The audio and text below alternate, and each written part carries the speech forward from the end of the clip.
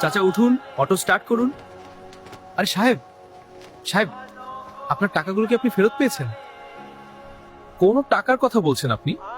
আরে সাহেব, আপনার ওই টাকাগুলো না আমার অটোতে রয়ে গিয়েছিল, তো আমি আপনার অফিসে গিয়ে আপনার যে ম্যানেজার ম্যাডাম আছেন না, ওনাকে দিয়ে এসেছি।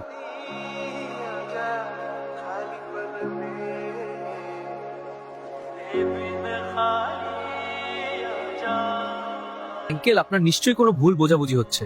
চলুন, আমার দেরি হয়ে যাচ্ছে। আরে সাহেব, কসম খেয়ে বলছি, আমি আপনার অফিসে গিয়েছিলাম, আপনার ম্যানেজার ম্যাডামকে আপনার সব টাকা দিয়ে এসেছি। আপনি এখনো পাননি? না না, আমি তো কোনো টাকা পাইনি। আরে সাহেব, সেদিন তো আমি আপনার টাকা ফেরত দিয়ে গিয়েছিলাম, তাই আমার নিজের অনেক ক্ষতি হয়ে গেল। সারাদিনের যে আমার কামাই ছিল, 1000 টাকা রোজগার করেছিলাম, সেটা কেউ চুরি করে নিয়ে গেল সাহেব।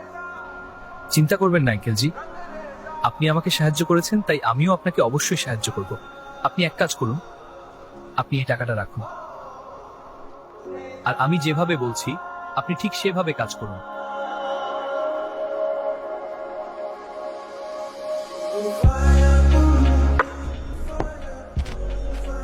তুমি আবার এসেছো? এখন কি করতে এসেছো? আসলে ম্যাডাম, আমার মনে লোভ এসে গিয়েছিল। আমার অটোতে সাহেবের আরো কিছু টাকা ছিল, আমরা সেই টাকাগুলো রেখে দিয়েছিলাম। এখন ওগুলোই আপনাকে ফেরত দিতে এসেছি। তোমাদের মতো গরিব মানুষদের না এটাই সমস্যা। সামান্য কিছু টাকা দেখলেই মনের মধ্যে আগে লোভ চলে আসে। লজ্জা করে না এমন কাজ করতে? কারো টাকা পড়ে গেছে, সেখান থেকে অর্ধেক টাকা তোমরা রেখে দিলে।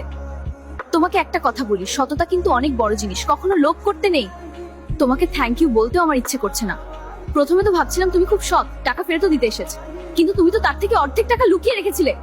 যাও, নিজের কাজ করো। কারণ ফাঁদ পাতা হয়ে গেছে, এবার বুঝবে কত ধানে কত চাল। গাইস, পার্ট 2 এর জন্য লাইক এবং সাবস্ক্রাইব করে যাও।